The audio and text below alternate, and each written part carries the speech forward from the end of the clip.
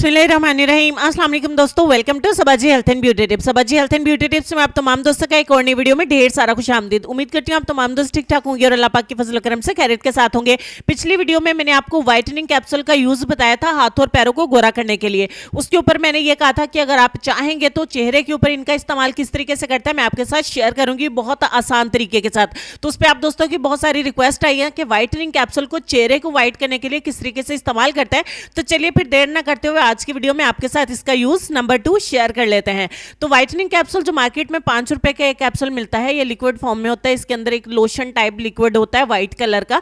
ये 5 रुपए का कैप्सूल आपको मेडिकल स्टोर पे भी मिल जाता है और किसी भी अच्छे स्टोर पर मिल जाता है जहां से आप कॉस्मेटिक वगैरह खरीदते हैं।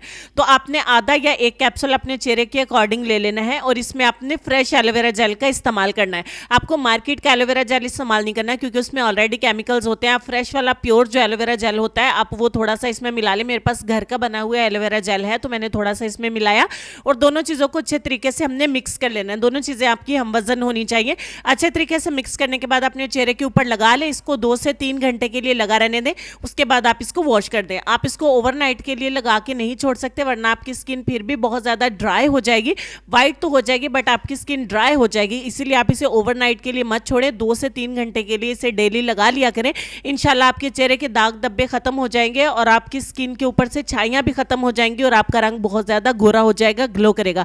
तो ये व्हाइटनिंग कैप्सूल का एक छोटा सा यूज नंबर 2 मैंने आप दोस्तों के साथ शेयर किया है। मेल एंड फीमेल दोनों इस्तेमाल कर सकते हैं। उम्मीद करती हूँ कि वीडियो आपको अच्छी लगी होगी। जितनी अच्छी लगी है उतना ही ज़्यादा इसको लाइक करिएगा और वायरल करिएगा ताकि ज़्यादा से ज़्यादा दोस्तों तक पहुँच सके। तो लेसन काफ़ी देर से हमारी स्क्रीन पर है। लेसन में आपको ये कहना चाहेंगे कि मुखलिस शख्स हर बार खामोशी इख्तियार कर लेता है, इसलिए नहीं कि वो बुज़दिल होता है बल्कि इसलिए कि उसका ज़मीर इजाज़त नहीं देता कि वो अपनों को उन्हीं के लहजे में जवाब दे। इस बात पर डीपली गौर करिएगा। अपना ढेर सारा ख्याल रखिएगा। इंशाल्लाह आपसे मिलती हूँ नेक्स्ट वीडियो में। तब तक के लिए अल्लाह हाफिज़।